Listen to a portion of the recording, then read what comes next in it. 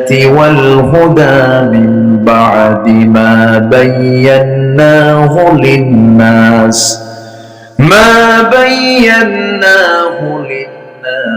في الكتاب أولئك يلعنهم الله ويلعنهم اللاعنون জোরে বলুন আল্লাহু আকবার। আমি কি আলোচনা চালাবো? কারো কোনো কষ্ট নেই তো? সবাই থাকতে রাজি আছি তো ইনশাআল্লাহ? একটা লোক নড়বে না। এই যে ভাই আসবেন, আবার আসবেন তো? ও আচ্ছা, 1 নাম্বার যান, বসেন। মাহফিলে বসে যদি আপনি তৃপ্তি না পান, আনন্দ না পান, মজা না পান, তাহলে ভাবতে হবে শয়তান আপনাকে ওয়াসওয়াসা দেওয়ার জন্য খুব ব্যস্ত হয়ে পড়েছে। আমরা কি শয়তানকে ব্যস্ত হওয়ার কোনো সুযোগ দেব? আসতে সুযোগ দেব? বসুন প্লিজ, বসুন। কোন জোরে মিনতি জানাচ্ছি, কেউ দোয়ার আগে ওঠার চিন্তাই করবেন না। মাহফিলকে সফল করার জন্য এখানে কি একার দায়িত্ব না সবার দায়িত্ব? সবার। কেউ যাবেন না। মাহফিলকে সফল করা মানে কোরআনকে সম্মান দেওয়া। বলি আলহামদুলিল্লাহ। বসুন। আপনি এক একটা ফুল, আপনি বাগানের এক একটা কি ফুল, বাগান থেকে ফুল যত কমে সৌন্দর্য বাড়ে না কমে? কমে যায়। আপনি উঠবেন, একটা ফুল চলে গেল, বাগানের সৌন্দর্য কমে গেল। বসেন। কত সময় হাটে ঘাটে মাঠে চার আড্ডায় বসে কত ঘন্টা ঘন্টা সময় নষ্ট করি না সময়? কোরআনের জন্য সময়টা আমরা দেব। কোরআন আমাকে সময় দিয়ে জান্নাতে ঢুকায় দেবে। এমন শক্তি কোরআনকে কে দিয়েছেন? এই কোরআনের শক্তি কে দিয়েছেন? কোরআন আমার জন্য আপনার জন্য সুপারিশ করবে আল্লাহর কাছে।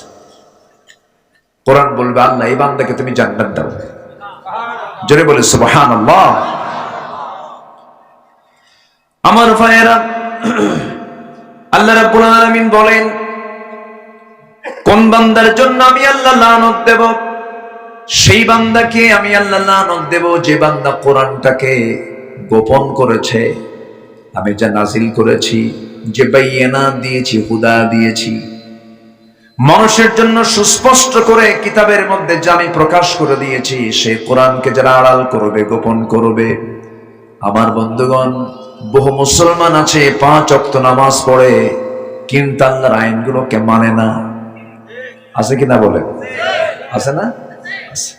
নামাজ পড়ে কিন্তু চোর চুরি করলে হাত কাটো, বিধানটা কার?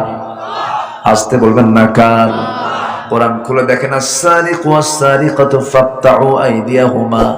চোর এবং চুন্নি যদি কেউ চুরি করে ধরা পড়ে, ফাকতাউ আইদিয়াহুমা, তার হাতটা কেটে ফেলে দাও। কার কথা? আল্লাহর কথা। কিন্তু এই চুরির যে শাস্তি ইসলাম দিয়ে দিয়েছে, সেই শাস্তি যে চোরটা পাবে, সেই চোরটা হতে হবে অভাবী চোর না স্বভাবী চোর? বলেন বলেন, কি চোর হতে হবে? স্বভাবী চোর।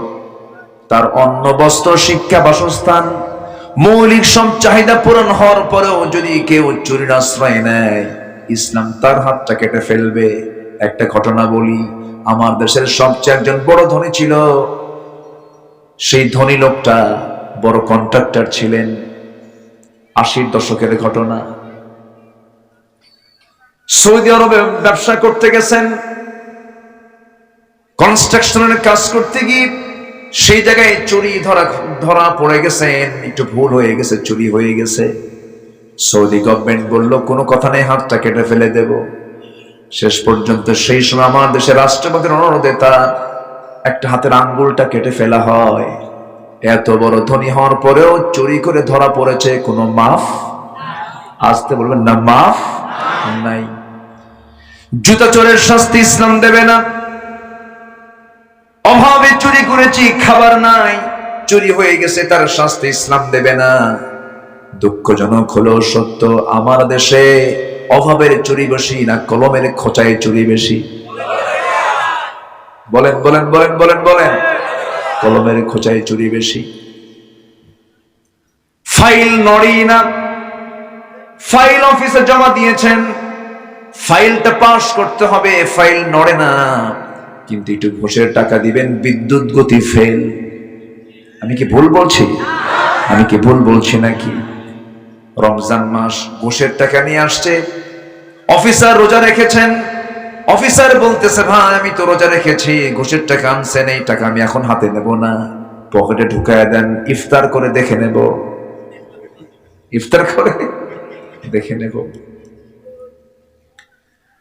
আমার বন্ধুগণ, মদ্যপান করলে তার শাস্তি ইসলামে আছে না নাই বলেন? মদ খেয়েছে কেউ, তাকে ধরে ফেলবে ইসলাম। জেনা করেছে কেউ, তাকে ধরে ফেলবে ইসলাম। জেনার শাস্তি হলো বিবাহিত হলে পরে তাকে পাথর মেরে শেষ করে দাও, কতল করে দাও। আর যদি অবিবাহিত কোনো মহিলা এবং কোনো পুরুষ যদি জেনার কাজে লিপ্ত হয়ে যায়, তাকে মিয়াতা জালদা, 100 দোররা মারো। সেই দোররা মারতে নিয়ে গোটা লোক, সমাজের সব লোক এক জায়গায় করে, এরপরে তার মারো, লজ্জা দাও। আমার বন্ধুগণ, কিন্তু আমার দেশে যদি কোনো পুরুষ এবং নারী যদি উভয় ইচ্ছা অনুযায়ী যদি কোনো জেনার কাজে লিপ্ত হয়, তার পানিশমেন্ট হলো 100 টাকা জরিমানা। মাত্র কত বলেন? মাত্র কত? 100 টাকা। আর ইসলাম বলছে পাথর মেরে শেষ করে দাও। জেনার শাস্তি কত ভয়াবহ! আমার ভাইয়েরা, নামাজ পড়লাম, রোজা রাখলাম, হজ করলাম, দান সদকা করলাম, মসজিদ বানালাম, মাদ্রাসা বানালাম, চুরির বিধানকে মানলাম না, ডাকাতির বিধানকে মানলাম না, জেনার বিধানকে মানলাম না, সুদকে গ্রহণ করলাম, যাকাতকে প্রত্যাখ্যান করলাম। আমার বন্ধুগণ, ওই সমস্ত নামাজ বান্দাকে জাহান্নামে, জান্নাতে নিতে পারবে না। জান্নাত পেতে হলে কোন আয়াতকে আড়াল করা যাবে না। সূরা ফাতিহার বিসমিল্লাহ থেকে শুরু করি সূরা নাসির মিনাল জিন্নাতি ওয়ান নাস পর্যন্ত আল্লাহ তাআলা এর মধ্যে যা বলেছেন, এর মধ্যে যদি কোনো বান্দা একটা হরফও যদি অস্বীকার করে, তার ঈমান আছে না গেছে? বলেন, ঈমান আছে না গেছে? চলে গেছে। ঈমানকে কখনো নষ্ট করা যাবে না। এই জন্য আল্লাহর আয়াতকে কখনো গোপন করা যাবে না। আয়াতকে বিশ্বাস করতে হবে, হুকুমগুলোকে বিশ্বাস করতে হবে। আমার বন্ধুগণ, এই দুনিয়া ছেড়ে আমি আপনি চলে যাব, ঈমান নিয়ে যেতে হবে কার কাছে বলেন? আল্লাহর কাছে ঈমান নিয়ে যেতে হবে। ঈমান তো রক্ষা করা এত সহজ নয়। ঈমান আনা সহজ, ঈমানটা রক্ষা করা কঠিন। কি ঈমান সাহাবায়ে কেরাম এনেছেন, কি ত্যাগ স্বীকার তারা করেছেন। ঈমান আনতে গিয়ে দুনিয়াটা বিক্রি করে দিয়েছেন, ঈমানটা তারা রক্ষা করেছেন। আর আজকে দুনিয়ায় এমন কিছু ঈমানদার আছে, দুনিয়া ধরে ঈমান বিক্রি করে দেয়।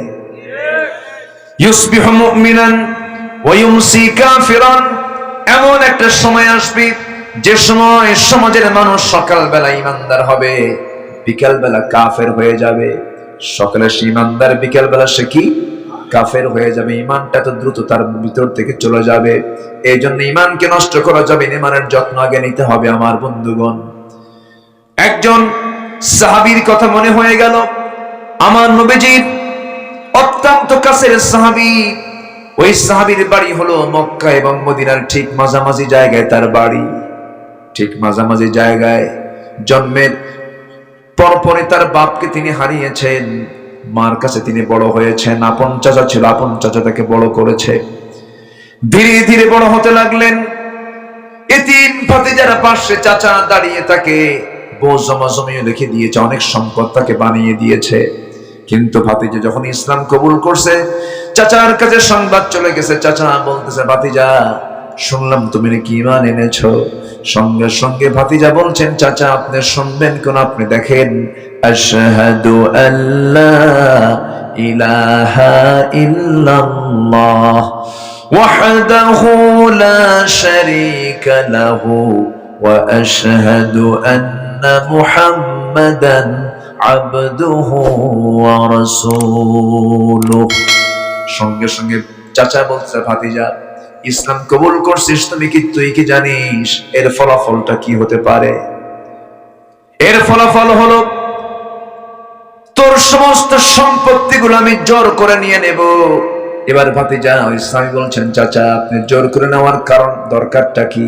আমি স্বেচ্ছায় সব আমি আপনাকে দিয়ে দিলাম, তবু আমি ঈমান ছাড়বো না। এবার চাচা করলো কি, খেপে গিয়ে ভাতিজা ওই সাহাবীর জামার বোতামটা টান মেরে ধরে জামাটা টেনে ছিঁড়ে ফেলে তাকে উলঙ্গ করে ফেললো, বস্ত্রহীন করে ফেললো। এরপরে বলছে তোর লুঙ্গিটাও খুলে দে। লুঙ্গিটাও জোরপূর্বক খুলে নেওয়া হলো, সম্পূর্ণ উলঙ্গ করে তাকে ঘর থেকে বের করে দেওয়া হলো। সেই সাহাবী করলেন কি, দৌড় মেরে মার কাছে গিয়ে বলছে, মা, ইসলাম কবুল করার কারণে, ঈমান আনার কারণে আমার চাচা আমার সবকিছু নেওয়ার পাশাপাশি আমার পরনের লুঙ্গিটা পর্যন্ত খুলে নিয়েছে। আম্মা, আমাকে ছোট্ট একটা চাদরও দিয়ে দিন, আমি আমার নবীর দরবারে চলে যাব। ছোট্ট চাদর দেওয়া হলো, কোনো মতো সতর্কটা ঢাকলেন, বুকটা তার, দেহটা তার ফাঁকা, প্রচন্ড শীতকাল, রাতের বেলা রওনা দিয়েছেন। হেঁটে হেঁটে চলে গেছেন মদিনা পর্যন্ত। নবীর দরজায় গিয়ে কড়া নাড়ছেন, নবীজি দরজা খুললেন। অবস্থা এমনটা দেখে ঠান্ডার মধ্যে কাঁপতেছে, কাঁপতেছে যুবকটা। ভিতরে চলে গেলেন, দুটা জুব্বা হাতের মধ্যে নিলেন, বলছেন, যুবক, এমন অবস্থা তোমার হয়েছে কেন? কি হয়েছে বলো, খুলে শুলে সব বলছেন। হুজুর, ইসলাম কবুল করেছি বলে সমস্ত সম্পত্তি শুধু নয়, আমার পরনের লুঙ্গিটা পর্যন্ত আমার চাচা খুলে আমাকে ঘর থেকে বের করে দিয়েছে। এবার রাসূল বলছেন, ও সাহাবী, তোমার চাচা তোমাকে বস্ত্রহীন করেছে, আমি তোমাকে আমার গায়ের এক জোড়া জুব্বা আমি তোমারে দিয়ে দিলাম, দুইটা জুব্বা আমি তোমার দিলাম, তুমি পড়ো। তোমার চাচা তোমাকে কাপড় থেকে কাপড় খুলে নিয়েছে, আমি তোমাকে কাপড় দিয়ে দিলাম। এবার সাহাবী দারুণ খুশি হয়ে গেছেন। এবার বলছেন, হুজুর, আমি খুব খুশি। রাসূল বলেন, শোনো সাহাবী, আর একটা অফার তোমাকে দিচ্ছে। সাহাবী, তোমার মনের চাওয়াটা কি তুমি আমাকে বলো, আমি তোমার হয়ে আমি আল্লাহর কাছে বলবো। আমার নবীজি বললেন, সাহাবী, তুমি কি বলতে চাও বলো। সাহাবী বলছেন, ইয়া রাসূলুল্লাহ, জাগতিক জীবনের কোনো কিছু আমি চাই না, আপনি আমার জন্য দোয়া করবেন, আমি যেন যুদ্ধে অংশগ্রহণ করে যেন শহীদ হয়ে যাই, শহীদ হয়ে যেন জান্নাতের রাজপথ দিয়ে জান্নাতে চলে যেতে পারি। আমার নবীজি সঙ্গে সঙ্গে আকাশের দিকে তাকিয়ে বলছেন, আকাশের মালিক আল্লাহ, আমার এই প্রিয় সাহাবী আব্দুল্লাহর জন্য তোমার কাছে এই দোয়াটাই করি, আল্লাহ, আমার আব্দুল্লাহর জান মাল তুমি কাফের বেঈমানদের জন্য তুমি আল্লাহ হারাম করে দাও। সাহাবীর মন খারাপ। আব্দুল্লাহ জুলবাজদাইন বলছেন, ইয়া রাসূলুল্লাহ, দোয়া চাইলাম কি, আপনি দোয়া করলেনটা কি? কাফের মুশরিকরা আমাকে মারতে পারবে না, আমি শহীদ হব কেমনে? রাসূল বলছেন, আব্দুল্লাহ, চিন্তা করো না, তোমার মরণটা যদি বিছানায় হয়ে থাকে, ইম্মা তাআলা ফিরাশিহি, আল্লাহ তোমাকে শহীদের দরজা দিয়ে জান্নাত দিয়ে দিবেন। জোরে কোন সুবহানাল্লাহ। কারণ তোমার মধ্যে শহীদের তামান্নাটা আছে। নবীজি তার হাতে কোরআন তুলে দিলেন, কোরআনটা পড়লেন। সাহাবায়ে কেরামদের সামনে যখন আব্দুল্লাহর তেলাওয়াত যখন প্রকাশ পেত, চিৎকার মেরে মেরে কেঁদে কেঁদে তেলাওয়াত করতেন। সাহাবীরা বলতেন, ইয়া রাসূলুল্লাহ, নতুন সাহাবীর আগমন হয়েছে, খুব চিৎকার করে করে কোরআন পড়ে আমাদের ডিস্টার্ব হয়। রাসূল বললেন, শোনো, তোমরা আব্দুল্লাহর বিরুদ্ধে কোনো অভিযোগ দিও না, কারণ আব্দুল্লাহর ঈমান টানতে গিয়া দুনিয়া বিক্রি করে ঈমান আনতে হয়েছে। দুনিয়া তার বিক্রি করতে হয়েছে, দুনিয়াটা তার সেল দিতে হয়েছে। ওমাইয়াশি নাফসাহু ইতিগা মারদাতিল্লাহ, আল্লাহর সন্তুষ্টির জন্য দুনিয়ার সব কিছু তাকে বিসর্জন দিতে হয়েছে। অনেক লম্বা কথা, আবার আলোচনার দিকে আস্তে আস্তে করে চলে যাব। ওই সাহাবীকে সঙ্গে করে নিয়ে রাসূল কোন এক যুদ্ধে অংশগ্রহণ করলেন। যুদ্ধ শেষ হওয়ার পর রাসূল ফিরে আসতেছেন মদিনার পথে, মদিনার মসজিদের দিকে।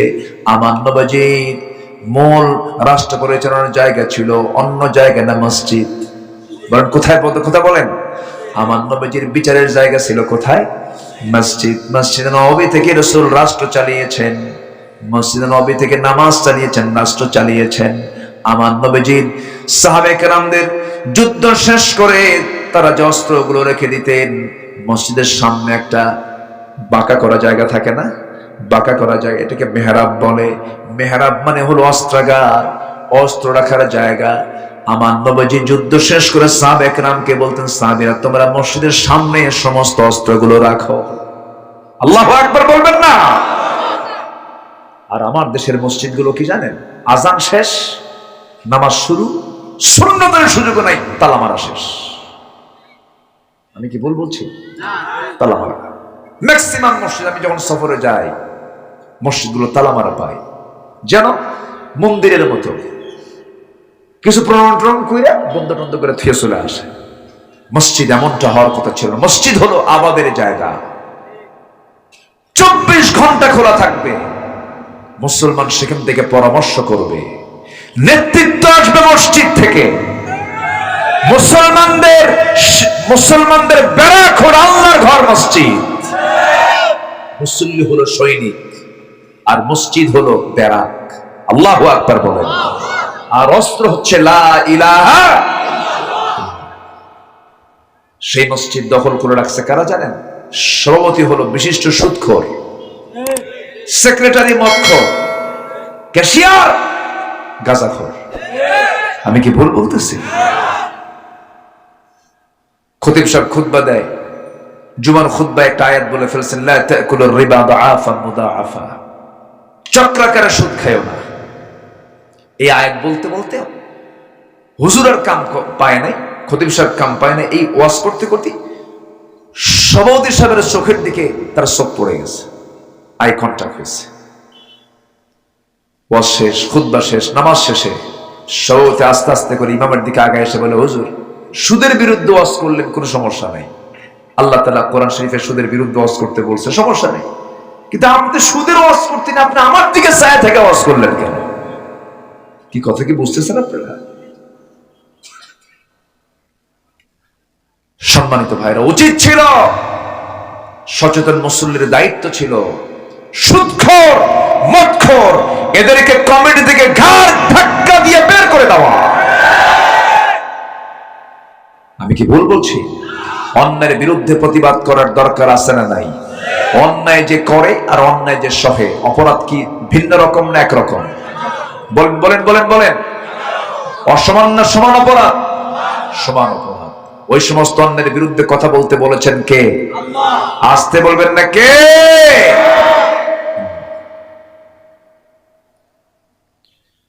আমার বন্ধুগণ, জিহাদের ময়দান থেকে ফিরে আসার পথে ওই নবীজির পছন্দ সাহাবী, অত্যন্ত কাছের সাহাবী হঠাৎ করে অসুস্থ হয়ে পড়লেন। রাসূল বললেন, সাহাবীরা আমার আব্দুল্লাহ কোথায়? হুজুর আব্দুল্লাহ আপনার অসুস্থ, ভালো করে সেবা করো। 3 দিন পরে সংবাদ আসলো, হুজুর অনেক সেবা যত্ন করলাম, চিকিৎসা করলাম, আব্দুল্লাহ বাঁচল না, আব্দুল্লাহ মারা গেছে। রাসূল বলেন, সাহাবীরা আমার আব্দুল্লাহর জানাজার আয়োজন করো, গোসলটা করায়া দাও। আমরা আব্দুল্লাহর জানাজা কেউ পড়াবে না, আমি রাসূল নিজে তার জানাজা পড়াবো। আমার নবীজির দয়া খুব, রাসূল খুব সফট মাইন্ডের ছিলেন, খুব নরম দিলওয়ালা ছিলেন। নবীজি বলেন, আব্দুল্লাহর জানাজার দায়িত্ব আমি কাউকে দেব না। জানাজার আয়োজন হয়ে গেছে, রাসূল জানাজা নামাজ পড়ালেন। জানাজা সম্পন্ন করে বলছেন, সাহাবীরা আমার আব্দুল্লাহর কবরটা তোমরা কোথায় খনন করেছো? হুজুর এই জায়গায় খনন করেছি, 2 পাহাড়ের চিপায়। রাসূল বললেন, সাহাবীরা আমাকে আব্দুল্লাহর কবরের সামনে নিয়ে চলো। আব্দুল্লাহর কবরের সামনে গিয়ে রাসূল দাঁড়ালেন। বিশ্বনবী কি সম্মান, কি মর্যাদা আল্লাহ তাআলা আমার রাসূলকে দান করেছেন। এই পৃথিবীর কোন মানুষ আকাশ তো দূরের কথা, তারার দেশে যেতে পারে নাই, অথচ আজ থেকে 1500 বছর আগে আল্লাহ রাব্বুল আলামিন বাইতুল আকসা থেকেই তাকে 7 আকাশ পেরিয়ে আরশ আজিমের মেহমান বানাইয়াছে। জোরে বলেন সুবহানাল্লাহ। রাসূল উঠেছেন আকাশের দিকে কোন মসজিদ থেকে? বলেন কোন মসজিদ থেকে? বাইতুল আকসা থেকে। কি স্মৃতি বিজড়িত সেই মসজিদ, ওটা নিয়ে আজকে ইহুদি খ্রিস্টানরা চক্রান্ত করছে। দ্বিতীয় বিশ্বযুদ্ধের পর এডলফ হিটলার যখন 60 লক্ষ ইহুদিকে এট এ টাইম গ্যাস চেম্বারে তুলে মেরে ফেললো, গোটা পৃথিবী থেকে সমস্ত ইহুদিরা, ওদের থাকার জায়গা নাই, ওরা তো যাযাব, ওরা মদিনায় ছিল। কোথায় ছিল? মদিনায় আগে ছিল। রাসূলকে খাবারের মধ্যে বিষ ঢুকাইছে। বদর যুদ্ধের মূল প্যাঁচ লাগাইছে ইহুদিরা, উহুদ যুদ্ধের প্যাঁচ লাগাইছে ইহুদিরা। ইহুদিরা নাই কই। এখনো গোটা পৃথিবীর সবচাইতে ষড়যন্ত্রকারী, মানবতা ধ্বংসকারী জাতির নাম কি? গোটা পৃথিবীর বিষ ফোড়া ইহুদি। এই সবগুলোকে আবার দ্বিতীয় বিশ্বযুদ্ধের পর এই পরাশক্তিগুলো বাইতুল আকসার পাশে ওদেরকে বসায় রাখছে আকাম কুকাম করার জন্য, বুঝেন? বাইতুল আকসাকে তারা অবরুদ্ধ করে রেখেছে। টুডে এন্ড টুমরো ইহুদিদের কবরস্থান হবে ফিলিস্তিন, ঠিক কিনা? কবরস্থান ফিলিস্তিন হবে, অচিরেই হবে, কোরআন তাই বলে। কারণ অস্ত্রের দিক থেকে, অর্থের দিক থেকে, সম্পদের দিক থেকে কোন তুলনাই চলে না। কোথায় ইসরায়েল আর কোথায় ফিলিস্তিন? ওরা মারে বোমা, এরা মারে ঢিল। এরা কি মারে? ঢিল মারে, ঢিল। পাথর কুড়ায়। একটা মহিলা ডাক্তার, নতুন বিয়ে হয়েছে, বাসর ঘর ছেড়ে দিয়ে বিকেল রাত্রেবেলা পাথর কুড়াচ্ছে। তো বলতেছে যে তুমি তো বাসর ঘর, তোমার তো বিয়ে হয়েছে, বাসর ঘর ছেড়ে তুমি পাথর কুড়াচ্ছ কেন? বলতেছে বাসর ঘর আমার দুনিয়াতে নয়, আমি আরামে জান্নাতে ঘুমাবো, পাথর কুড়াচ্ছি ইহুদিদেরকে নিশ্চিহ্ন করার জন্য। আল্লাহু আকবার বলবেন না? তারা জান্নাত পাবে না তো কারা জান্নাত পাবে? বাইতুল আকসা আমাদের, তারা জবরদখল করে রেখেছে। সুলাইমান আলাইহিস সালাতু ওয়াস সালাম বাইতুল আকসা নির্মাণ করেছেন। আল্লাহু আকবার। জিনদেরকে এক জায়গায় করে, কাদেরকে এক জায়গায় করে? জিনদের দ্বারা নির্মিত। সুলাইমান জিনদের সঙ্গে কথা বলেছেন, পিঁপড়ার সঙ্গে কথা বলেছেন। এত বড় মুলুকিয়ত আল্লাহ তাআলা তাকে দিয়েছেন যে এক সকাল বিকালে তিনি গোটা পৃথিবী ঘুরতেন তার সিংহাসনে চড়ে, বাতাসকে অর্ডার দিতেন, গোটা দুনিয়া ঘুরতেন। তাহলে বিমানে চড়ছে প্রথম কোন নবী? আজ থেকে বলেন কোন নবী? কোন নবী? সুলাইমান। আর আমার নবীজি এমন যানবাহনে চড়ছেন যে যানবাহন পৃথিবীতে কিয়ামত পর্যন্ত কেউ আবিষ্কার করতে পারবে না। যে যানবাহনে চড়ে গেছেন, কয় আসমান পার হইছেন? আমার নবী মুহাম্মদ সাল্লাল্লাহু। সে আকাশে আমরা যাব না ইনশাআল্লাহ? আস্তে কয়, আস্তে কোন কেন? সে আকাশে আমরা যাব না? কেমনে যাবেন? কোন বিমানে? কোন বিমানে টিকিট কাটবেন? জান্নাত কোথায় বলেন? জান্নাত কোথায় বলেন? হ্যাঁ আমার বন্ধুগণ, আমার নবী আরশে আজিম পর্যন্ত চলে গেছেন, কিন্তু আল্লাহ তাআলা ভয়ঙ্কর একটা কথা বলছেন এই আয়াতের অনুকূলে। যে আয়াত থেকে আমি কথা বলছিলাম, সূরা বাকারার 159 নম্বর আয়াত। আল্লাহ রাব্বুল আলামিন এই আয়াতের অনুকূলে আরেকটা ভয়ঙ্কর আয়াত দিয়েছেন।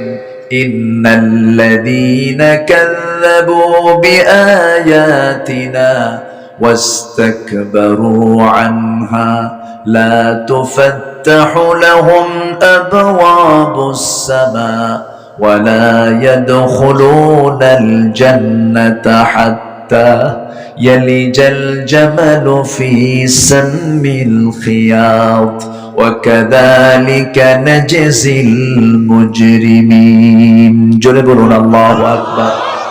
আল্লাহ তাআলা বলছেন নিঃসন্দেহে যারা কাযযাবু বিআয়াতিনা, আমি যে আয়াতগুলো দিয়েছি কিতাব, আয়াতগুলোকে যারা মিথ্যা প্রতিপন্ন করবে, যারা অহংকার দেখাবে, আমি আল্লাহ তাদের জন্য আসমানের কোন দরজাই খুলবো না। আসমানের কোন দরজা? আচ্ছা আমার কথা কি বিরক্ত হচ্ছেন আপনারা? আসমানের কোন দরজা খুলবো না আমি, এবং ওরা কোনদিন জান্নাতে প্রবেশ করতে পারবে না।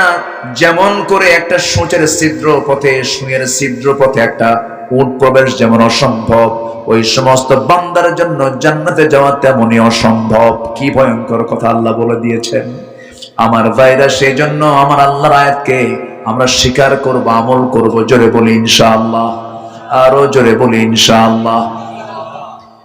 আমার বন্ধুগণ, আমার ভাইরা, ওই সাহাবীর কথা বলছিলাম। রাসূল বললেন, সাহাবীরা আমাকে ওই আব্দুল্লাহ কবরের পাশে নিয়ে চলো, জানাজা শেষ হয়ে গেছে। রাসূল কবরের পাশে গিয়ে দাঁড়ালেন, দাঁড়িয়ে বলছেন, সাহাবীরা আব্দুল্লাহর লাশটা নিয়ে আসো। নিয়ে আসা হলো। রাসূল বললেন, শোনো সাহাবীরা, আব্দুল্লাহর কবরে আজকে কাউকে নামতে দেব না। আব্দুল্লাহর কবরে আজকে আমি রাসূল নিজে নামবো। রাসূল নিজে তার কবরে নামলেন। কবরে নেমে রাসূল বলছেন, সাহাবীরা আমার আব্দুল্লাহর লাশটা আমার হাতে তুলে দাও। আমার আবু বকর তুমি কোথায়? আমার ডানে নামো। আমার ওমর তুমি কোথায়? আমার বামে নামো। কবরে নেমেছেন কয়জন? তিনজন। একজন মুহাম্মদ সাল্লাল্লাহু আলাইহি সাল্লাম এবং তারপরে হচ্ছেন আবু বকর, তারপরে হচ্ছেন ওমর। বিশ্বের সেরা তিনজন মানুষ যে বান্দার কবরে নামতেছেন সেই বান্দা হচ্ছে আব্দুল্লাহ জুল বাজাদাইন। হাতটা সামনের দিকে আগায় দিলেন, লাশটা হাতের মধ্যে নিলেন, রাসূলের চক্ষু অশ্রুপূর্ণ, রাসূল কাঁদতেছেন আর আব্দুল্লাহ লাশটা কবরে শোয়া দিচ্ছেন। বুকের উপরে হাত রেখে কাদা কাদা কণ্ঠে বলছেন, আরশের মালিক আল্লাহ, ও আরশের মালিক আল্লাহ, এই মুহূর্ত পর্যন্ত আমি আব্দুল্লাহর উপরে সন্তুষ্ট আছি, রাজি আছি। আল্লাহ তুমি আব্দুল্লাহর উপরে রাজি হয়ে যাও, সন্তুষ্ট হয়ে যাও। এই দোয়াটা যখন রাসূল তার জন্য করলেন, পাশে দাঁড়িয়ে থাকা একজন সাহাবী, যিনি হচ্ছেন সাদ বিন আবি ওয়াক্কাস রাদিয়াল্লাহু তাআলা আনহু, যিনি সমুদ্র বক্ষে ঘোড়া দাবড়ায় দিয়েছেন, খুর পর্যন্ত ভিজে নাই, যে সাদ বিন আবি ওয়াক্কাস দোয়া করলে পরে সঙ্গে সঙ্গে সেই দোয়া আল্লাহর দরবারে মঞ্জুর হয়ে যেত। জোরে কান সুবহানাল্লাহ। এত দামি সাহাবী ছিলেন সাদ বিন আবি ওয়াক্কাস। সেই দামি সাহাবী ওই কবরের পাশে দাঁড়িয়ে দাঁড়িয়ে যখন নবীর এই দোয়াটা শুনতেছেন, বলছেন, আল্লাহ আমার মতো বড় পোড়া কপালওয়ালা মানুষ এই পৃথিবীতে আর কেউ নাই। আমি সাদ বিন আবি ওয়াক্কাস যদি এই মুহূর্তে এই জায়গায় জীবিত না হয়ে আমি যদি আজকে আব্দুল্লাহর জায়গায় আমি যদি লাশ হয়ে শুয়ে থাকতে পারতাম, আমার জীবনটা বড় ধন্য হয়ে যেত। জোরে কান সুবহানাল্লাহ। আমার ভাইরা, ঈমানকে লালন করতে হবে, ঈমানের যত্ন নিতে হবে, ঈমানকে কখনো ধ্বংস করা যাবে না। আমরা আল্লাহর জান্নাতে চলে যাব। জোরে বলে ইনশাআল্লাহ, জোরে বলে ইনশাআল্লাহ। জান্নাত কি সবাই পেতে রাজি আছেন? সবাইকে জান্নাত পেতে রাজি আছেন? সেই জান্নাত নেব আমরা। কয় নাম্বার জান্নাত বলেন? আসতে বলবেন না, কয় নাম্বার জান্নাত? জান্নাত মোট কয়টা? আসতে বলবেন না, জান্নাত মোট কয়টা? 8টা জান্নাত। এই 8টা জান্নাতের যে কোনো একটা জান্নাত যদি আমাদের জুটে যায়, আমরা বড় সৌভাগ্যবান হয়ে যাব। কিন্তু জাহান্নামটা যদি হয়ে যায়, বড় বড় কপাল হয়ে যাবে আমাদের। জাহান্নাম থেকে বাঁচাটাই হলো সবচেয়ে বড় চ্যালেঞ্জ। জাহান্নাম থেকে আমাকে যে কোনো মূল্যেই বাঁচতে হবে। হারাম কোনো কাজের দিকে যাওয়া যাবে না, হারাম কোনো পন্থা অবলম্বন করা যাবে না। এবার আল্লাহ তাআলা সেকেন্ড আয়াতে বলছেন, 160 নম্বর আয়াতে বলছেন, ইল্লা, তবে হ্যাঁ, আল্লাযীনা যারা তাবু, যারা তওবা করবে। আমি কি দোয়া করে দেব?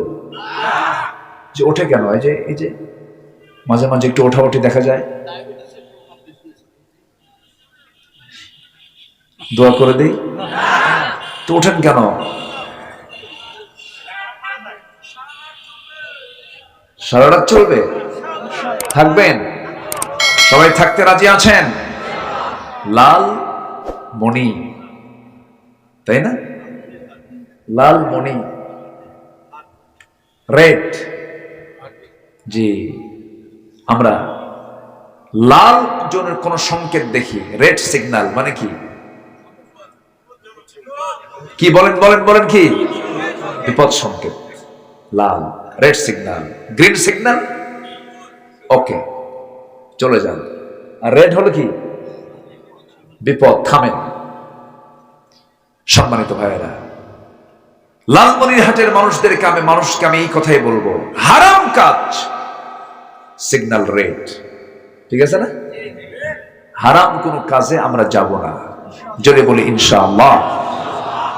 যদি কোনো বান্দা হারাম ছেড়ে দেয়, তার জন্য জাহান্নামও হারাম। আল্লাহু আকবার। সোজা হিসাব, দুনিয়াতে বান্দা হারাম কাজ ছেড়ে দেবে, তার জন্য জাহান্নামও হারাম হয়ে যাবে। আমরা জান্নাত পাওয়ার জন্য একটাই আমল করব, সেটা হচ্ছে হারাম আমরা ছেড়ে দেব। জোরে বলি ইনশাআল্লাহ। এখন আসেন, আল্লাহ তাআলা কাকে মাফ করবেন?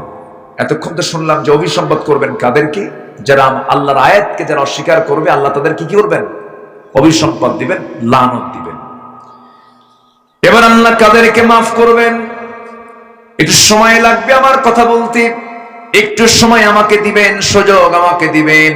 আল্লাহ রাব্বুল আলামিন সুন্দর করে বলছেন, ইল্লাল্লাযীনা তাবু ওয়া আসলাহু ওয়া বায়্যানু ফাউলাইকা আতুবু আলাইহিম ওয়া আনা আত-তাওয়াবুর রাহিম। নিঃসন্দেহে যারা, তবে হ্যাঁ আল্লাযীনা যারা তওবা করবে, তাবু যারা তওবা করবে, তওবাটা এত গুরুত্বপূর্ণ বিষয়। আল্লাহ তাআলা 114টা সূরা নাযিল করেছেন, এর মধ্যে একটা সূরার নাম হচ্ছে সূরা তওবা। তওবা মানে হলো ফিরে আসা। বান্দা যদি কোনো ভুল করে ফেলে, হঠাৎ করে বান্দার চোখে যদি পানি চলে আসে, যদি সেই বান্দা যদি সেজদায় পড়ে একটু কাঁদে আর যদি বলে আল্লাহ যে ভুলটা করছে আর জীবনে এই ভুল করব না, তুমি আল্লাহ আমারে মাফ করে দাও। আল্লাহ বলছেন বান্দা তুই আমার দিকে হেঁটে হেঁটে আসলে আমি তোর দিকে দৌড়ায় দৌড়ায় যাই। বান্দা যখন আল্লাহর দিকে 1 হাত আগায়, আল্লাহ তার দিকে 10 হাত আগান। জোরে বলি সুবহানাল্লাহ। আমার আল্লাহ আমাকে মাফ করার জন্য প্রস্তুত।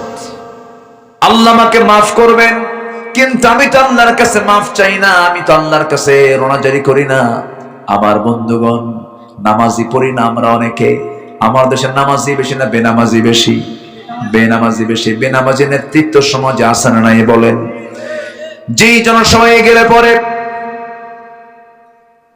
যে কর্মসূচিতে গেলে পরে, যে নেতৃত্ব মানতে গেলে নামাজ লাগে না, যে নেতা ও যুবক, যে নেতা তোমার হাতে মদের বোতল তুলে দেয়, বিড়ির সিগারেটের প্যাকেট তুলে দেয়, যে নেতা তোমার হাতে নারী তুলে দেয়, মদের বোতল তুলে দেয়, সে নেতৃত্বের মুখে আমরা জুতা মারি, থুতু মারি।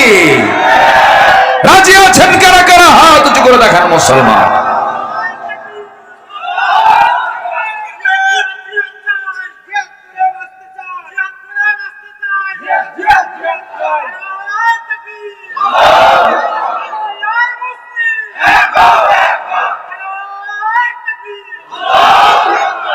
আল্লাহ কবুল করুন।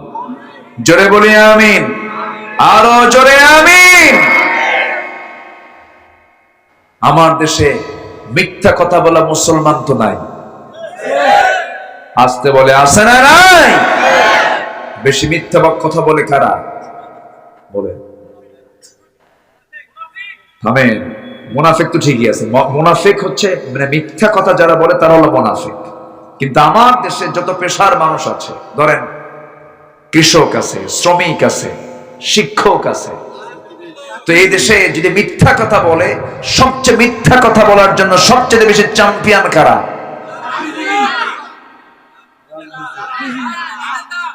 যাক, আমি আর না বলে আপনারা তো বুঝেই গেছে, আমার তার বলার দরকার নাই।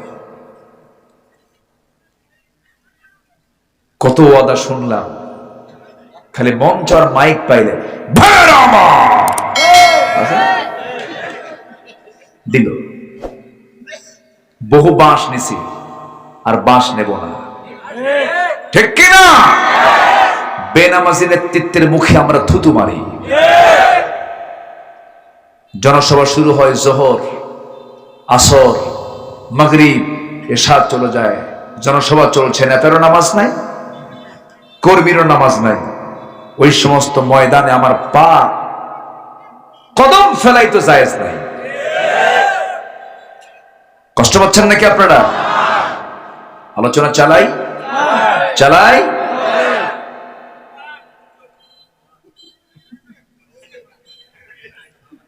খুব ভালো, বলি আলহামদুলিল্লাহ। জোরে বলি আলহামদুলিল্লাহ। শুধু ভাবতেছেন যে সস্তা সস্তা আমল করে জান্নাত পাবো, এত সস্তা হয়। বছরের পর বছর জেলখানায় থেকে ফাঁসি রশি গলায় নিয়ে যুগে যুগে আম্বে কেরাম, যুগে যুগে সাহাবে কেরাম, উলামায়ে কেরাম জীবন দিয়ে শাহাদাত বরণ করে জান্নাত খুঁজে পাচ্ছেন, আর আপনি তসবিহ চিপে চিপে জান্নাত খুঁজবেন। এত সস্তা জান্নাত নয়। জান্নাত পেতে হলে জান মাল কুরবান করে দিতে হবে। কার পথে? আল্লাহ বলছেন বান্দা আমি তোরে জান্নাত দেব, ব্যবসা বোঝ। আল্লাহ বলতে তুই তো ব্যবসা বুঝিস, আমার সঙ্গে ব্যবসা কর। হাল আদুল্লুকুম আলা তিজারাতিন তুনজিকুম মিন আযাবিন আলীম তুমিনুনা বিল্লাহি ওয়া রাসূলিহি ওয়া তুজাহিদুনা ফি সাবিলিল্লাহি বিআমওয়ালিকুম ওয়া আনফুসিকুম। মাল দাও, জান দাও আমার পথে, তুমি দিবা, আমি তোমাকে জান্নাত বুঝায় দেব। যাও, জোরে কান সুবহানাল্লাহ। কার কথা? আসতে বলবেন না, কার কথা? আল্লাহ। ইসলাম তেমনি এমনি আসে নাই। বদর এসেছে, উহুদ এসেছে, খন্দক এসেছে। বদরের যুদ্ধ পাড়ি দিয়েছেন আমার নবীজি, উহুদের ময়দান পাড়ি দিয়েছেন আমার নবীজি। উহুদের চিত্রের কথা কে না জানেন। উহুদ যুদ্ধের দিন আমার নবীজি মদিনার মসজিদ থেকে বের হলেন 1000 সৈন্য নিয়া, মদিনার উহুদের উদ্দেশ্যে রওনা হলেন 1000 সৈন্য নিয়া। মাঝপথে মুনাফিকরা বলল, হে আল্লাহর রাসূল, কুরাইশদের সৈন্য সংখ্যা কত? 3000। আমাদের কত? 1000। এই অসম যুদ্ধে আমরা অংশগ্রহণ করব না। মুসলমানদের বিজয় হয়েছে সংখ্যা দিয়া না ঈমান দিয়া? কি দিয়া বলেন? ঈমান দিয়া। রাসূল বললেন, তোমরা কি যাবে আর কি যাবেন এটা আমার দেখার বিষয় নয়, আমি চলে যাচ্ছি যুদ্ধের ময়দানে। 300 জন মাইনাস হয়ে গেল, অথচ ওই 300 জন নবীর পিছনে তারা নামাজও পড়েছে, নবীর বয়ান শুনে শুনে চোখের পানি ফেলে ফেলে কেঁদেছে। কিন্তু ওই নামাজটা ঠিকই পড়তে পেরেছে, তাসবিহটা জপতে পেরেছে, কিন্তু জিহাদে অংশগ্রহণ করতে পারে নাই। তাহলে মুনাফিক চেনা যায় মসজিদে না ময়দানে? বলেন বলেন বলেন বলেন বলেন। আমার দেশে কিছু লোক আছে, কিছু নেতা আছে, বলে যত রক্ত লাগে দেব, প্রয়োজনের লোক পাঠাবো, আমি যাব না। আছে না? আমার নবীজি এমন চরিত্রের ছিলেন না। উহুদের ময়দান কণ্টকীর্ণ ময়দান, আমার নবী সবার পিছনে সবার আগে, হিজরতের রাতে সবার পিছনে সবার আগে, আমার নবীজি সবার আগে। যুদ্ধের ময়দানে খাবার দাবারের প্রয়োজন, রাসূল বললেন, শোনো সাহাবীরা, কে কি করবে বলো? রান্না বান্না করতে হবে। এবার সাহাবী কেউ কেউ বলছেন, আমি রান্না বান্না করবো, আমি খাবার টাবার নিয়ে আসবো, আমি এই করবো, আমি ওই করবো। রাসূলকে বাদ দিয়ে সবাই কাজ বন্টন করে নিচ্ছে। রাসূল বলেন, শোনো সাহাবীরা, তোমরা সবাই সব কাজ বন্টন করলে, আমার জন্য কি কাজ রাখলা? সুবহানাল্লাহ বলবেন। আমার জন্য কি কাজ রাখলা হুজুর? আপনাকে আমরা কোন কাজের অর্ডার দেব? বড় বেয়াদবি হয়ে যাবে। রাসূল বলেন, শোনো, তোমরা সব কাজের ভাগ বন্টন করে নাও, আমাকে দায়িত্ব দিবে একটা মাত্র, কি? কাঠ সংগ্রহ করার দায়িত্ব আমার। সবচেয়ে কঠিন কাজটা কোনটা বলেন? কি সংগ্রহ করা? কাঠ সংগ্রহ করা। আমার নবীজি কঠিনটা আগে করেছেন। রাসূল বললেন, ও সাহাবীরা, চলো উহুদের ময়দানে যাই। মুনাফিকরা মাইনাস হয়ে গেছে। উহুদের ময়দানে আমার নবীজি ঠিক মাঝখানে দাঁড়ানো। সেদিন নবীর মাথায় এরকম টুপি ছিল না হেলমেট ছিল? হেলমেট ছিল। সৈনিকরা যে হেলমেটটা পরে, হেলমেট ছিল নবীর মাথায়। নবীর মাথায় সেই দিন হেলমেট ছিল, লৌহ বর্ম ছিল, এরপরে যুদ্ধের পোশাক ছিল, এক হাতে তরবারি আর এক হাতে বর্ষা। ঘোড়ার পিঠে চড়েছেন মুহাম্মদ সাল্লাল্লাহু আলাইহি ওয়াসাল্লাম, সেনাপতি মুহাম্মদ সাল্লাল্লাহু আলাইহি ওয়াসাল্লাম। নবীজির একাধিক ঘোড়া ছিল, আস্তা বলে ঘোড়া থাকতো, এক এক সময় একটা ঘোড়ায় তিনি চড়তেন। নবীজির ব্যবহৃত তরবারিগুলো এখন আছে না নাই বলেন? আছে। আমার নবীজি উহুদের ময়দানে ঠিক মাঝখানে দাঁড়িয়ে 50 জন তীরন্দাজকে ডাকলেন, ও সাহাবীরা আসো, এই যে উঁচু পাহাড়ের চূড়ায় তোমরা বসে থাকো, যুদ্ধ করা লাগবে না, তোমরা শুধু এই চিকন গলি পথটা পাহারা দিবা, যেন কোনো শত্রু এদিকে হামলা না করতে পারে, আসতে না পারে।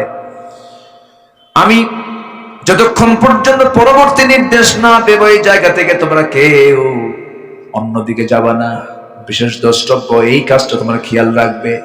যুদ্ধ শুরু হয়ে গেছে, মুসলমানদের প্রাথমিক বিজয় নিশ্চিত হয়ে গেছে, কিন্তু ওই 50 জন সাহাবী যুদ্ধ শেষ হয়েছে মনে করে স্থানটা ত্যাগ করে ফেলেছেন। ওই সময় অতর্কিত কুরাইশদের ভিতর থেকে একটা টিম ওই চিকন গলি পথ দিয়ে আক্রমণ করে বসেছে।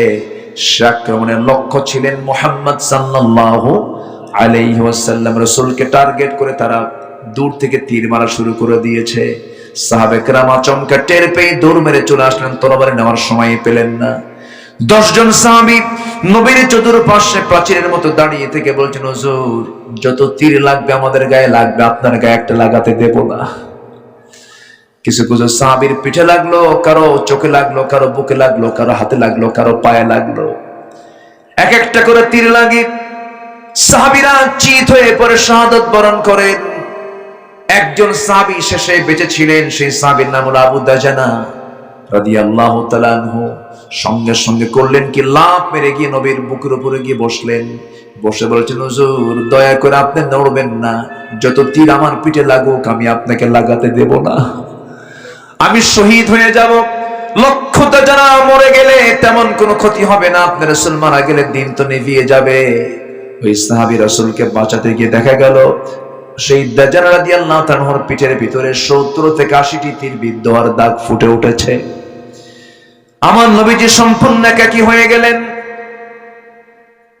কয়েকজন কাফের নবীর কাছাকাছি একদম চলে আসলো, হাতের মধ্যে পাথর নিল, রাসূলকে লক্ষ্য করে পাথর মারা শুরু করে দিল। বড় ওজনের একটা পাথর এসে নবীজির মাথায় লাগলো। মাথায় যখন লেগেছে, হেলমেট ছিল, হেলমেটের ভিতরে থাকা লোহার ফলাটা চট করে নবীর কপালের মধ্যে গেঁথে গেল। শক্ত লোহা, চিকন লোহা নবীজির কপালের হাড়ের মধ্যে যখন গেঁথে গেল, নবীজির মাথা চক্কর মেরে উঠলো, ফিঙ্কি দিয়ে রক্ত পড়া শুরু হয়ে গেছে। আরেকটা আঘাত এসে গালে লাগলো, শিরস্ত্রাণের চিকন লোহার ফলা গালের মধ্যে ঢুকে গেল। আরেকটা আঘাত এসে নবীর মুখ বরাবর মারা হলো, সুন্দর সামনের দুটি দাঁত ভেঙে পড়ে গেল। একই মুখের ভিতরে 3টে ইঞ্জুরি, কপালে লোহা, গালের মধ্যে লোহা বিদ্ধ হয়ে আছে, দাঁত 2টা ভেঙে পড়ে গেছে। বিশ্বনবী কি সম্মান আল্লাহ তাআলা তাকে দিয়েছেন, কি মর্যাদা তাকে দিয়েছেন, অথচ তার দেহ থেকে রক্ত ঝরতেছে ইসলামের জন্য। কিসের জন্য? ইসলামের জন্য। আমার নবীজি মুখ থুবড়ে জমিনে পড়ে গেলেন। রাসূল যখন মুখ থুবড়ে জমিনে যখন পড়ে গেলেন, চতুর্দিকে কাফেররা বলা বলে শুরু করলো, কুতিলা মুহাম্মদ, মুহাম্মদ নিহত, মুহাম্মদ নিহত। এই সংবাদ যখন মদিনার একজন নারীর কানে যখন চলে গেছে, সেই মহিলা সাহাবী করলেন কি, বাড়ি থেকে পাগলের মতো ছুটোছুটি করে বের হতে লাগলেন। এমন সময় একজন সাহাবী সংবাদ দিচ্ছে, মহিলা তুমি দৌড়াও, কোথায় কোথায় যাচ্ছ, তুমি কি জানো তোমার প্রাণ প্রিয় স্বামী ইহুদে শাহাদাত বরণ করেছেন? তিনি বলছেন, মা স্বামী মারা গেছে, যাক দুঃখ নেই, রাসূল কেমন আছে আমার। কিছুক্ষণ পর সংবাদ দিচ্ছি, ও নারী তুমি কোথায় যাচ্ছ, তুমি কি জানো তোমার প্রাণ প্রিয় কলিজার টুকরা সন্তানটা শাহাদাত বরণ করেছে? তিনি বলছেন, স্বামী শাহাদাত বরণ করেছে, দুঃখ নাই, সন্তান শহীদ হয়েছে, দুঃখ নাই, একটাবার বলো আমার প্রাণের রাসূল প্রাণে বেঁচে আছেন কিনা। আরেকজন সংবাদ দিচ্ছ, মহিলা তুমি কোথায় দৌড়ায় যাও, তুমি কি জানো তোমার বড় ভাই দুনিয়া থেকে বিদায় নিয়েছেন? তিনি বলছেন, ভাই চলে যাক, স্বামী চলে যাক, সন্তান চলে যাক, গোটা দুনিয়ার সব চলে যাক, একটাবার সংবাদ দাও আমার নবীজি সুস্থ আছেন কিনা। আমার বন্ধুগণ, আরেকজন স্বামী নতুন বিয়ে করেছেন, বাসর ঘর হয়েছে, নতুন স্ত্রী ঘরে রাতের বেলা সহবাস করেছেন, ফজর নামাজ পড়বেন, হাম্মামখানায় গোসল করবেন, মাথায় কিছু পানিও ঢেলেছেন, কয়েক ফোঁটা কিছু পানিও মাথায় ঢেলেছেন। এমন সময় সংবাদ পেলেন, হানজালা তুমি কি জানো রাসূল দুনিয়া থেকে বিদায় নিয়েছেন? এই কথা শোনা মাত্রই পানি ঢালা বন্ধ করলেন, ফরজ গোসল বন্ধ করে ফরজ নামাজ ফজরের বাদ দিলেন। তরবারে নিয়ে স্ত্রীকে সামনে রেখে বলছেন, স্ত্রী আমার জন্য দোয়া করো, যে দুনিয়ার রাসূল নাই সেই দুনিয়া আমি হানজালাও নাই, আমার জন্য দোয়া করো। ও আমার স্ত্রী, তোমার সঙ্গে আমার দেখা হয়ে যাচ্ছে খুব তাড়াতাড়ি জান্নাতের সিঁড়িতে। যেরকম সুবহানাল্লাহ, জান্নাতটাকে তারা কত কাছে টেনে নিয়েছেন। আমার বন্ধুগণ, আমরা জান্নাতকে খুব কাছে টানবো, জোরে বলি ইনশাআল্লাহ, জোরে বলি ইনশাআল্লাহ। আমরা একসঙ্গে থাকবো কোথায়? আসতে বলবে না, কোথায় থাকবো? জান্নাতে থাকবো, জোরে বলি ইনশাআল্লাহ, আরো জোরে বলি ইনশাআল্লাহ। এই যে আমরা বসে আছি এখন, এরপরে বাড়ি ফিরে যাব, ঘুমিয়ে পড়বো। এই যে ঘুমানোর সময় দোয়া পড়ছে, আল্লাহুম্মা বিইসমিকা আমুতু ওয়া আহইয়া, আল্লাহ তোমার নামে মরলাম, তোমার নামে জিন্দা, তুমি যদি করো আমি জীবিত হব, নচেত আমি আর জিন্দা হতে পারবো না। ওই যে মরে গেলাম, ঘুমিয়ে পড়লাম, ঘুম থেকে জাগা পেলে সকাল, আর ঘুম থেকে জাগা না পেলে পরকাল। আমার বন্ধুগণ, হানজালা করলেন কি, স্ত্রীকে বিদায় দিয়ে যুদ্ধে ঝাঁপিয়ে পড়লেন, তিনিও শাহাদাত বরণ করলেন। ওইদিকে আমার নবীজি মুখ থুবড়ে পড়ে আছেন, সাইয়েদনা আলী তন্ন তন্ন করে খুঁজে খুঁজে রাসূলকে বের করে ফেললেন। রাসূলকে বের করে আমার রাসূলকে আস্তে করে কোলের মধ্যে উঠায় নিয়ে উঁচু জায়গায় শোয়া দিলেন। আমি যতবার মক্কা মদিনায় গিয়েছি, একটা বারও বাদ দেই নাই যেবার আমি মদিনায় সেই উহুদ পাহাড়ে যাই নাই। রাসূল বলতেন মাঝে মাঝে, ও সাহাবীরা, এইবার মাইল লম্বা উহুদ পাহাড় আমাকে খুব ভালোবাসে, আমি উহুদ পাহাড়কে খুব ভালোবাসি। আমার নবীজি উহুদ পাহাড়ের পদদেশ উদ্দেশ্যে মাঝে মাঝে যেতেন। 70 জন সাহাবীর কবর সেখানে রাসূল নিজের হাতে দিয়েছেন। রাসূল খুব ভালোবাসতেন উহুদ পাহাড়টাকে। সেই উহুদ পাহাড়ের পলদেশে রাসূলকে উঁচু জায়গায় শোয়া দেওয়া হলো। সেই জায়গায় আল্লাহ তাআলা আমাকে দেখার সুযোগ করে দিয়েছেন। ওই জায়গায় রাসূলকে শোয়া দেওয়া হলো। কপালে লোহা ঢুকে আছে, গালের মধ্যে লোহা ঢুকে আছে। রাসূল খেতে পারছেন না, মুখে রক্তগুলো গড়ে গড়ে পড়তেছে। আমার নবীর পাশে একজন পাগল সাহাবী উবাইদ ইবনে আল জাররাহ বসে আছেন। মাঝে মাঝে কপালের সেই লোহাতে হাত দেন, নবীজি আওয়াজ করেন। রাসূল কষ্ট পাচ্ছেন, কেমন করে লোহাটা বের করা যায়। উবাইদা পাগল হয়ে গেছে, হাত লাগান। রাসূল সহ্য করতে পারছেন না। এবার উবাইদা করলেন কি, দাঁত লাগালেন। দাঁত লাগায় আস্তে টান মারলে নবীজির কষ্ট হবে মনে করে দাঁতটা সেই লোহার সঙ্গে এমন শক্তভাবে লাগালেন এবং শক্তভাবে টান দিলেন। এক জোরে টান মারলেন, লোহাটা বের হলো। উবাইদার সামনের দুটো দাঁত ভেঙে গেল। রাসূল বলছেন, উবাইদা রে, আস্তে টান দিলে তোর দাঁতটা ঠিক থাকতো, কি দরকার ছিল তুই জোরে টান দিলে তোর দাঁতটা ভেঙে গেল, নষ্ট হয়ে গেল। উবাইদা বলছেন, হুজুর দাঁত কেন, কলিজাটা ছিঁড়ে দেব, কোনো কষ্ট হবে না। জোরে বলে সুবহানাল্লাহ, আরো জোরে সুবহানাল্লাহ। আমার ভাইয়েরা, উবাইদা করলেন কি, গালের লোহাটা টান মারলেন, ফিনকি দিয়ে রক্ত পড়া শুরু হয়ে গেল। সেই রক্তগুলো ফেলবেন কোথায়, জমিনে ফেলতে ভয় পাচ্ছেন। নবীর রক্ত জমিনে ফেলবা হারে। রক্তগুলোকে আস্তে করে অঞ্জলি ভরে রক্তগুলোকে নিয়ে রাসূলকে না দেখায় রক্তগুলো চুষে চুষে মুখের মধ্যে নিচ্ছেন, পান করছেন উবাইদা। রাসূল বলেন, উবাইদা লুকায় লুকায় কি খাও হুজুর, আপনার রক্ত কোথায় ফেলবো, আমি পেটের মধ্যে তুলে নিচ্ছি। রাসূল বলছেন, উবাইদা তুমি কি জানো, যে দেহে বিশ্বনবীর রক্ত ঢুকেছে সেই দেহ জাহান্নামটা হারাম হয়ে গেছে। আমার নবীজি মাথায় ব্যান্ডেজ লাগায় দেওয়া হলো, দাঁতটা পড়ে গেছে। বাকি উহুদের দিন থেকে নিয়ে মৃত্যুর দিন পর্যন্ত দাঁত ছাড়াই রাসূল ছিলেন, দাঁতটা ভাঙ্গা ছিল নবীজির। আমার নবীজির কোমর চলে গেছে খন্দকের প্রান্তরে কোদাল মারতে মারতে, পরীক্ষা খনন করতে করতে।